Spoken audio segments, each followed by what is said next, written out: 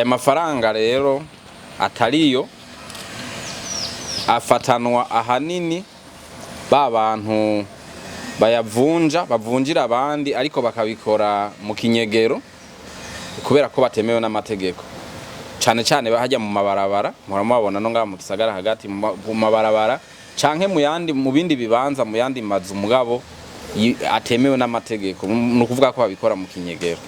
Abafashwe rero bafatanywa hanini muri bajya ariko haruhande yashika ku 5,000 amaze gufatwa, amatohoza yerekana yuko hariho n'ayandi ashika 1,000 yoba akiriko arakoreshwa mu bantu.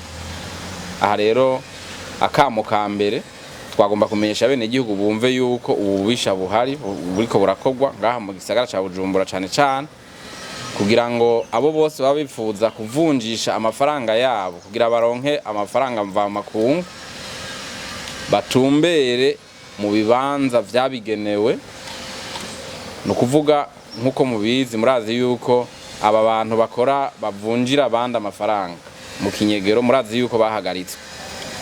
Hanyuma murazi yuko basubiye kwemerera ababikora bisunza amategeko. Banki nkuru y'igihugu yaramaze kwemerera ababikora bisunza amategeko, n'ibibanza vyabo yarabimenyesheje, birazwi.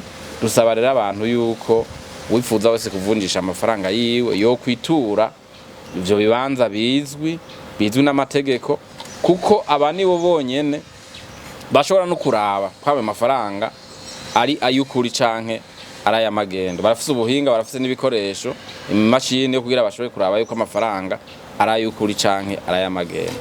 Abantu rero benshi bishinga kuja mu kinyegero bibaza ngo niho bazobavunjira ku mafaranga menshi, ariko urabona ko benshi bagenda bakavunjisha bakabaha amafaranga y'amagendo bagasubira kuja kurira mu nyuma.